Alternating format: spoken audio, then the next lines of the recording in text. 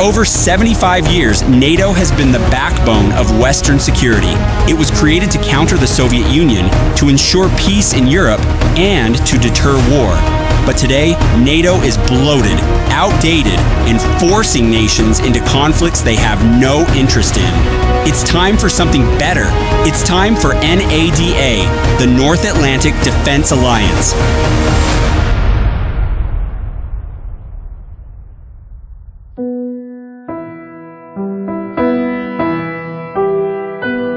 But before we get into how NATO fixes NATO's problems, we need to ask, why was NATO created in the first place?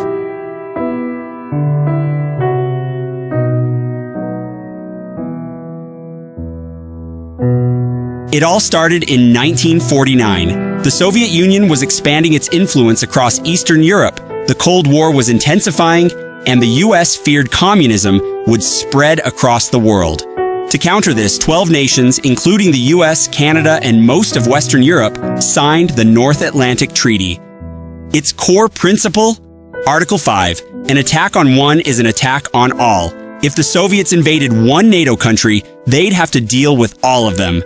Fast forward to today, and the Soviet Union no longer exists. Yet NATO has expanded, become a political tool, and forced its members into wars that have nothing to do with European defense. It's time for a smarter alternative.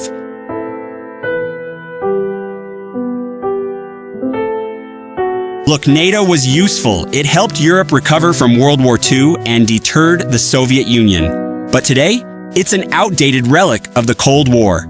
Here's where NADA comes in.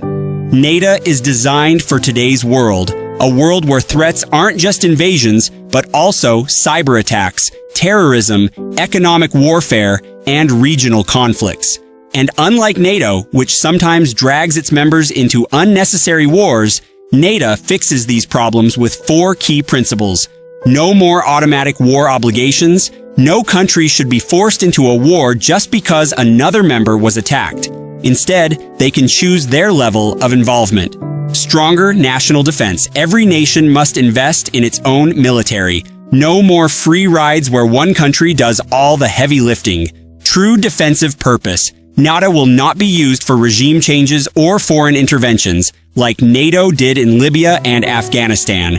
It is strictly for defense. One exception, the European fortress rule. If a country outside of Europe invades, every NATO member is required to retaliate.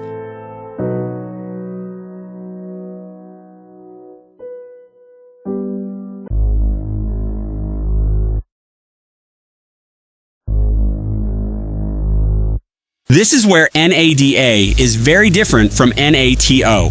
NATO's Article 5 forces members to go to war no matter what, even if the conflict isn't in their best interest. NATO changes this by setting a clear boundary. If a European country attacks another European country, then NATO members can assist, but are not required to intervene.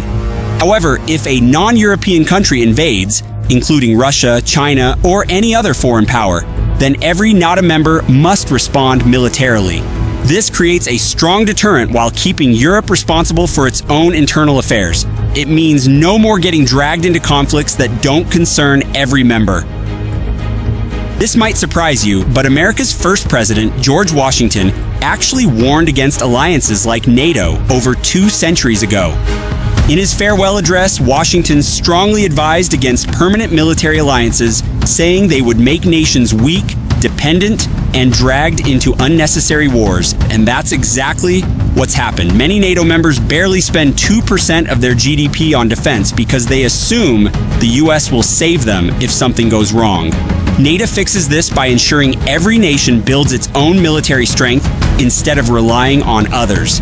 This isn't just good for the US, it's good for Europe too.